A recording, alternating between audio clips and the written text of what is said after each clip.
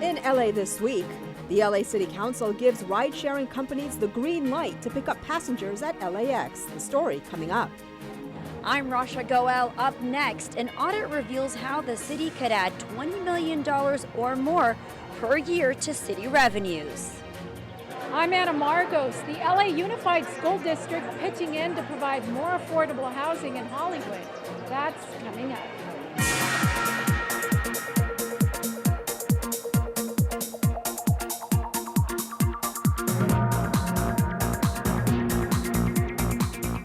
Hello and welcome to LA This Week. Thanks for joining us. I'm Yana Kay. Our top story this week, a victory for ride-sharing companies and their customers. The city has voted to uphold an airport commission plan to allow companies like Uber and Lyft to pick up passengers at LAX. But the decision has drawn a lot of controversy. Anna Marcos has more. A new airport service is about to take flight. Wildly popular ride-sharing programs like Uber and Lyft can drop off passengers at LAX but can't pick them up. But now, after much heated community debate, they've got the all-clear from the city to provide full service. The decision, in my view, was a major win for consumers who have long voted with their dollars and their smartphones. In July, the Airport Commission created a plan to allow the companies to operate, but council members took over the plan, citing safety and other concerns. I mean, hardly anybody hitchhikes anymore because of the danger of getting into a stranger's car. And yet as soon as that stranger responds to us over our smartphone, suddenly that becomes a safe thing? No, it isn't. After a 6-hour public hearing in committee, council members then voted to uphold the airport plan with some amendments. They include asking the state, which oversees the companies, to develop a uniform background check for all transit providers that includes fingerprinting. The city will also look into options for coming up with its own background check and other regulations. The Airport Commission has a responsibility first to protect the public, and I feel like they took somewhat of a pass on that responsibility. Some community members had objections, especially disabled people and taxi drivers who say the ride-sharing companies have cut into their business without having to comply with the same tough regulations they do. If you let these people into the airport, I'll no longer be able to make it. I can't make a living as a professional cab driver. But the future, it seems, will now hold a few more ride options for LAX passengers. It's forward-thinking, it recognizes that the future is here, and helps us as a city and as an airport to figure out how best to embrace that. Ride-sharing pickup services could start this fall. I'm Anna Marcos for LA This Week. The City Council's vote to approve the plan was 9-6. While an audit helps reveal a path to millions of additional revenue that could benefit Los Angeles and its residents. Rasha Goel explains. Rasha. Yana, I'm here at City Hall East, where City Controller Ron Galperin recently discussed an audit which promotes partnerships between city, county, and state agencies. Known as smart data sharing, basically this plan could help bring in more than $20 million annually in additional revenues. The idea is simple. Sharing data across multiple county, city, and state agencies will help boost additional revenue to improve city services such as street maintenance. Galperin says the data sharing plan would also ensure taxes are paid fairly and efficiently by all businesses and Angelenos. We noted that information on businesses and gross receipts can really also help us to cross-reference and to find information about businesses that are generating lots of sales but may not necessarily be reporting that. And that is what the report details in terms of how we can go about identifying that and then, quite frankly, going and collecting that money. And out of that $20 million, $19 million would come from sales tax revenue. Due to tax evasion or out-of-state internet sales, some knowledge or lack of knowledge, I should say, on the part of businesses, we believe the city may be losing out on as much as about $19 million or more per year in that sales tax revenue. LA County and the state collect taxes and fees on behalf of the city. But city officials say they aren't collecting enough from city businesses because the information in the databases doesn't match up. leaving a gap in collection. However, officials say that a streamlined sharing of data can help close that gap. This is not about going after sort of the little guy for a few dollars here and there, but rather for looking at larger and more established businesses and just making sure that everybody is paying their fair share. I fully share the Comptroller's efforts to create new opportunities for interagency cooperation, as we have done since I was sworn in a little over 8 months ago. And we will move expeditiously to implement those changes that will benefit the public. Officials say they would have a better idea of who's paying or not paying taxes, as well as improve record-keeping practices. In downtown LA, I'm Rasha Goel for LA This Week. Now, the LA City Fire Department introduces its latest batch of Academy graduates. As Gil Reyes reports, they aim to fill a staffing shortage that so far has been covered by voluntary overtime. They've finally made it to graduation day after 20 exhausting weeks of academy training. Be proud of your accomplishment. You are among the most elite class of first responders. On this day, the LA City Fire Department graduates 43 men and women, and it comes at an opportune time as the department braces for a number of retirements within its ranks, firefighters who need to be replaced. LA City Fire Chief Ralph Terrazas says around 150 firefighters are expected to retire over the next year. Adding to this expected deficit, a current shortage of around 300 firefighters following years of hiring freezes. This has crews scrambling to fill job shifts. Our people are working a lot. We're asking them to work 2 extra shifts per month to make up for the vacancies. Prior to the class that graduated last year, we hadn't hired in 5 years. So 5 years of people retiring adds up. Blame the recession for most of the hiring freeze. Also a delay in hirings last year after city leaders determined the selection process was unfair and lacked diversity. Hirings resumed only after a lottery system was enacted to help ensure fairness. The chief calls it a work in progress. A system to ensure that we get diversity of the city. This class and prior classes have approximately 50% of minority candidates, but we're going to have an active recruitment effort next year that's going to increase those numbers.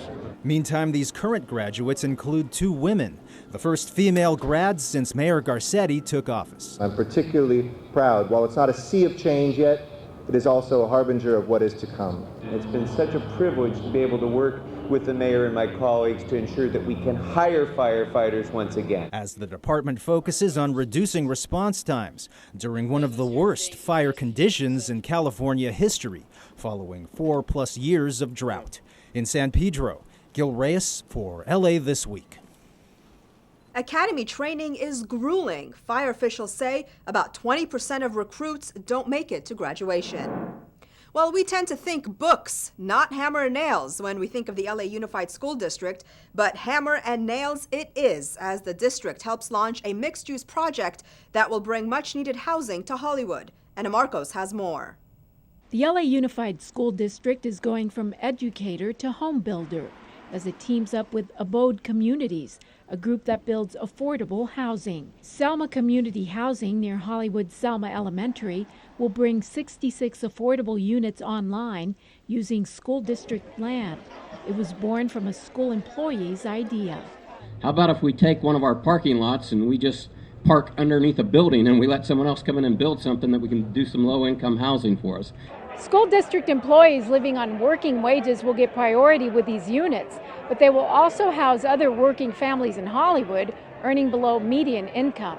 The project also includes 117 parking spaces for school workers. This department has been really great in facilitating the district's goal of utilizing surplus land to build affordable housing for the community in general. Mayor Eric Garcetti has long supported affordable housing in a city where close to half the working residents struggle to pay their rent. We have to look at those pockets of poverty and suffering and say something has to be done. We have the biggest gap between wages and rents in the country in LA County here. We think of the families who are here at Selma. We think of the families who will be moving in here just under a year from now, and we still have a lot of hope. Let's get this thing finished. Let's get the families in here. Thank you. And with that and the signing of a plaque, the home building has begun. I'm Anna Marcos for LA This Week. The district is also involved with abode communities on similar housing projects in Glassell Park. Well, ever wonder what Los Angeles was like in the earlier days? Well, thanks to a local exhibit, objects are helping tell the story of this historic city. Raja Goel has more. We have a payment voucher to the Zaniero. The Zaniero was the man who oversaw the water system, and the Zaniero was probably the most powerful man in the city, and akin to the mayor. This original payment voucher gives a rare glimpse into LA's vibrant past. It's one of many artifacts that help bring to life the unique stories of Los Angeles through the History Keepers exhibit, recently held at Pico House in downtown Los Angeles. It showcased various materials and objects to help understand the city's history. Los Angeles is super diverse and multifaceted, and one story does not tell all. The exhibit was a collaboration between the California Historical Society and LA as a Subject, a historical collection of unique LA-based pieces that date from the late 1800s to 2014. It's a collage of the history of Los Angeles pasted onto a pinball machine, and that's been a big attraction. There is a smoker that was used in the fields of the orange groves in Southern California and Los Angeles. And in fact, this brick piece was found in Chinatown as builders were putting up a new building in 2014. That was the brick water pipe that was used to bring water into the city. But I knew that if we don't get it, we'll lose an opportunity to acquire it. We'll kick ourselves. I would kick myself the rest of my life if I didn't do it. LA as Subject members, which includes over 260 institutions, individuals, museums, libraries, and archives, contributed the items. Exhibit items with stories that would never be forgotten. I'm Rasha Goel for LA This Week. History Keepers was held in the month of August in the city's first Grand Hotel, the 1869 historic Pico House. Well, LA Mayor Eric Garcetti gets on board a plan to eradicate all traffic fatalities over the next decade. The city attorney targets a rise in identity theft cases, and pedestrians will soon have more street crossing options at a busy intersection. All these stories in City Beat. Sitting at a desk in the middle of a Boyle Heights street, Mayor Eric Garcetti signed an executive directive aimed at cutting traffic fatalities in the city to zero by 2025. The directive calls for reaching the goal dubbed Vision Zero by creating safer streets, enforcing traffic laws, and conducting more public education. The action sets up a committee consisting of mayoral, police, fire, public works, and county public health staff that will target areas most in need of safety upgrades. City officials say more than 200 people a year die in traffic collisions, with about 44% of all deaths and severe injuries involve pedestrians and bicyclists. Each year, there are about 30,000 collisions in Los Angeles. If we can achieve the vision of Vision Zero, children will be safer walking to school, families will be safer going to the park, commuters will be safer going to work. The heavily traveled intersection of Hollywood and Highland will soon be getting a makeover to improve safety for the thousands of pedestrians who cross there each day. The effort, spearheaded by City Councilman Mitchell Farrell, will see the intersection be redesigned to give it a scramble crosswalk, which will allow pedestrians to cross from all corners in every direction, including diagonally and simultaneously. Pedestrians at the intersection currently cross in the traditional fashion, waiting for a green light and walk signal in each direction, with no diagonal crossing. The $50,000 project is expected to be completed by the end of the year. City Attorney Mike Fuhrer is stepping up efforts to tackle the growing problem of identity theft. Fuhrer said he is assigning 2 full-time attorneys and adding other resources to deal with identity theft cases. The city attorney's office so far this year has filed 375 identity theft cases. Last year, the office filed a total of 254 cases. They're going through your trash, which identity thieves do, whether they're going through your mailbox, or whether they're trying to find other means of getting your background. They're trying to build a profile of who you are. And in the course of building that profile, they want to take advantage of key bits of information that they're getting. don't give it to them. The public can avoid becoming the victims of identity theft by shredding personal and financial documents, not giving out sensitive information, not using debit cards, locking mailboxes, and not storing driver's licenses or registrations inside their car. An installation of a new control system is helping pave the way for a brighter future at LA Sanitation. Rasha Goel has more. Roger that. This control room is the latest technological advancement at the LA Sanitation's Hyperion Water Reclamation Plant, one that is being commended for its efficiency. From this very room behind me, we will monitor water in our system, in all of our water reclamation plants, as far away as Van Nuys in the San Fernando Valley. This innovative project, as Commissioner Repenning mentioned, brings over $100 million of just efficiencies to the city of Los Angeles. The 15-year project will ultimately monitor and control thousands of assets at LA Sanitation facilities citywide, all at one location. We have 6,700 miles of pipes. We have 67 pumping stations. We have 4 water reclamation plants. We serve 4 million people in the city of LA, and all of that is going to be controlled from right here. The new control room centralizes system monitoring, which increases reliability, safety, efficiency, and sustainability of all water reclamation operations. Varouj Apkian, who has been key in implementing the system, says this is going to help in resolving some of the past issues, including managing contracts, vendors, and we had issues on managing various contracts for various vendors, various systems, with a beginning and a different ends. We had issues with training all of our operation, maintenance, engineering staff on various systems to maintain them as well as operate them. As people move from location to location, we had to retrain them. Officials say the new system will also help in handling emergency response. I'm Rasha Goel for LA This Week. Now, this new system will position Los Angeles Sanitation as a leader in the field of wastewater treatment and water reclamation. Well, one way to beat the heat is to take a dip in Hollywood's newly renovated public pool. As Gil Reyes reports, one councilman made a big splash at the pool's reopening. Wearing a dress shirt, slacks, and shoes, Hollywood area councilman Mitch O'Farrell gets ready to take the plunge.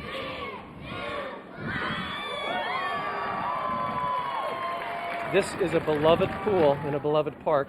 It's going to see lots of use.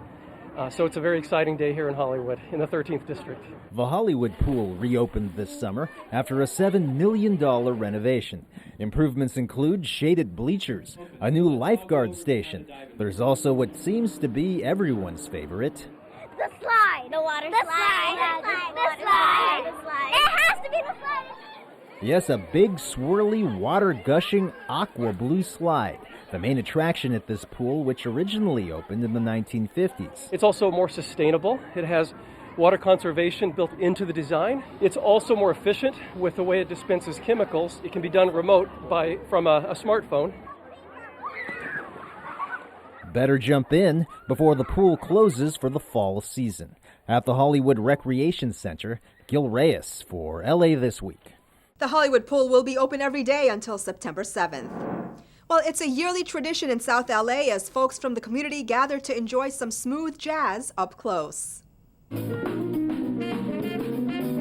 soulful sounds of the upright bass entertains the crowd, along with other musical instruments as jazz musicians take to the stage in South LA during the 20th annual Central Avenue Jazz Festival. One jazz lover has been attending the event for 15 years and says that even though many of his favorite jazz artists are now gone, the new ones are just as talented. There's still good jazz artists around and young jazz artists around to still keep the event vibrant and, very enjoyable.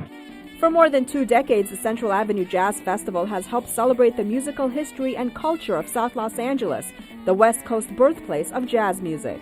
This is an exciting time of year which brings family, friends together to share in the wonderful experience of jazz the music that really defined this part of Central Avenue for so many years. This free, family-friendly event along the historical Central Avenue between King Boulevard and Vernon Avenue included 3 stages of live musical performances, art and business development and employment resources, health, wellness, youth pavilions, and of course, plenty of barbecue. Price says the festival highlights all the changes taking place in the neighborhood, such as facade work and mural restorations on buildings and other street improvements. The LADWP is also planning to move some of the utility lines underground, creating a more visually appealing street. Not only appealing to the eyes, but the ears as well. Our Los Angeles Dodgers opened their first children's Dreamfield for kids with disabilities. Gil Reyes shows us this specially designed stadium in Baldwin Hills. Children with special needs finally getting their chance at bat. So that's really special because it'll give every kid an opportunity to know what it's like to be on that ball diamond, to maybe catch a ball or run around the bases. City Council President Herb Wesson, local kids, and the Dodgers here in Baldwin Hills for the opening of the team's 38th Children's Dreamfield. These mini stadiums are oftentimes built for kids in underserved LA neighborhoods, but this is the first specifically designed for kids with disabilities. Its synthetic turf allows easy access for wheelchairs and walkers. The city, the LA84 Foundation, and the Dodgers, they all teamed up to build the $650,000 stadium. National League MVP and Cy Young winner Clayton Kershaw and his wife Ellen also donated to the cause. The Dodgers, they're not just a first-place team. They're also made up of great individuals, great human beings who care about their community. The cause hits home for Dodgers outfielder Jock Peterson. Peterson's brother Champ, seated next to him, has Down syndrome. First baseman Adrian Gonzalez and his family also here on opening day to lend support. So I'm proud to be here with them. And we got them these brand new solar lights.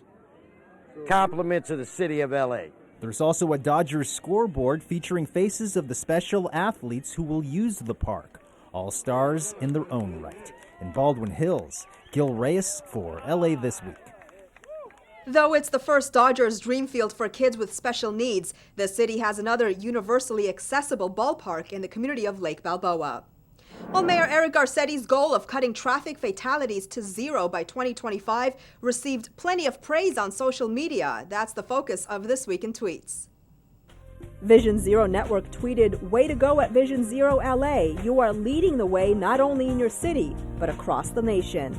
Tim Papandreou posted a pic of the mayor alongside council members Mike Bonin and Mitchell Englander, posting, "Well done, LA, 11th city to join the movement to end traffic fatalities." Janet Sede Khan retweeted the mayor's post, writing hashtag Vision Zero takes flight in the City of Angels as Eric Garcetti vows to nix traffic deaths. Bravo. And Wolfpack Hustle posted, "Thank you Bonin, Englander, and Huizar for leading our city council towards safe streets for all." Bridget Smith wrote, "Handle Eric Garcetti says LA is no longer the world's car capital, now the capital of transportation renaissance. Hashtag Vision Zero." And that's a look at This Week in Tweets. Well, a local festival celebrates cultural diversity with the help of Council Districts 1, 14, and the Department of Cultural Affairs. Rasha Goel has more. This is the 10th anniversary of Lummis Day. Lummis Day is a celebration of our city's diversity, our cultural diversity, and just all the ethnicities that come together. This year, for the first time, the event was held for 3 days at 5 locations. This particular one in Boyle Heights. Known as the Festival of Northeast Los Angeles, Lummis Day is a free event that has become a signature community arts and music event in the neighborhoods of Northeast Los Angeles. We have bands, we have vocalists, we have poets, and we have dancers. Among the artists performing was Jessica Fichot, whose French and Chinese and American upbringing has influenced her music of fusing styles and languages. Rose, Rose, I love you. Rose, Rose, I love you with an aching heart. Oh, I enjoy music, I enjoy dancing, and I enjoy seeing community events. And of course, there was a little taste of culture for attendees. Lummis Day may have been celebrated at 5 locations, but for this community, it's one big party. I'm Rasha Goel for LA This Week. Lummis Day is named in honor of Charles Lummis, who founded the city's first museum and whose name became known for promoting cultural diversity. Well, a dance group seeks to inspire young kids through hip-hop, discovering the heart of LA, and getting creative with recycling. All this in this week's Things to Do.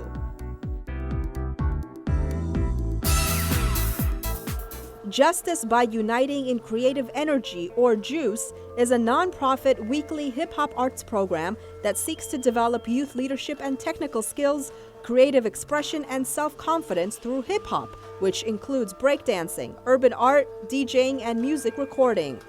JUICE is a nonprofit hip-hop collective that teaches visual arts workshops, painting large-scale murals in the community, and recording and producing music.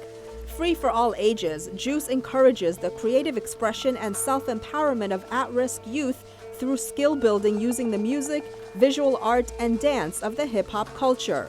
By providing youth with high-quality equipment, artistic mentors, and a safe, accessible space to gather, JUICE participants are able to learn from each other and hone their artistic skills in an environment free from discrimination and violence. The jam sessions take place every Saturday at the MacArthur Park Recreation Center, located at 2230 West 6th Street. For more information, visit rampartjuice.com. Now in its 35th year, the LA Conservancy's walking tour program can help you discover or rediscover the hidden gems and fascinating history in the heart of our city. Join in and explore the history and architecture of downtown LA.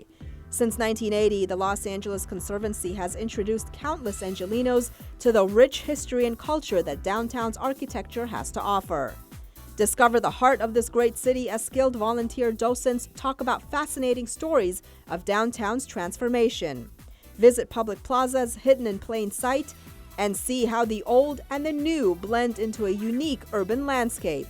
The tour takes place on Saturday, September 5th at 2 p.m. Meeting location is at Pershing Square. For more information, visit laconservancy.org. Kids get a chance to creatively reuse a collection of recycled materials to make fantastic art projects to take home.